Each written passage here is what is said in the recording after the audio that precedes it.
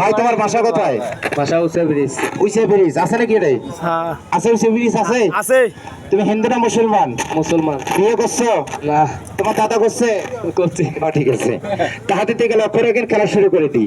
টাইন একটা ঝাঁকি দেন, পাম একটা ঝাঁকি দেন। রাগ করছেন নাকি? কারণ খেলা দেখাইতে গেলে ওয়ালিং করতে হয়, সেজন্য তোমার ওয়ালিং করে দিচ্ছি। এবার টাইন ঠ্যাংটা ঝাঁকি দাও, এবারে বাম ঠ্যাংটা দাও, এবার দুই হাত একসঙ্গে দাও, এবার তুই একসঙ্গে দাও। থাক, দেখলাম চালাক আছে না পোকা আছে। তো ছোট বড় বাজান বাজান, এই যে মাটিটা দিচ্ছে পাইতে হয় নাই, কতক্ষণ পাইতে হয় নাই।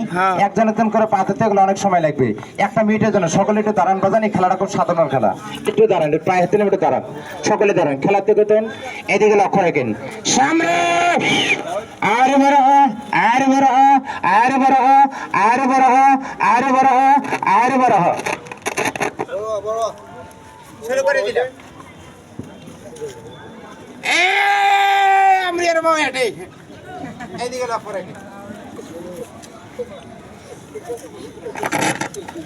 ছোট ভাইয়ের নাম কি? বরাত।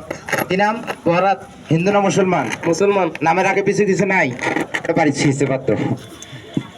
কালকে কাউমারি বাজারের মধ্যে মজমা লাগাইছি, একটা বাচ্চাকে জিজ্ঞেস করলাম, বাবা তোমার নাম কি? আমার নাম আকাশ। আমাকে সামনে তো বাতাস থেকে কম মোহাম্মদ, আমার ছোট ভাই নাম, ওটা বাড়ি ছিঁড়ছি।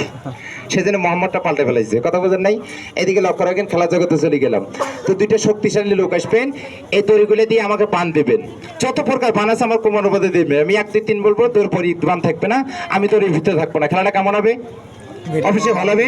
তার আগে একটা রুমাল থাকতে দেন তো বাজান। আমার কাছে রুমাল আছে, আমার রুমাল দিয়ে দেখালে এবার আপনার বিশেষ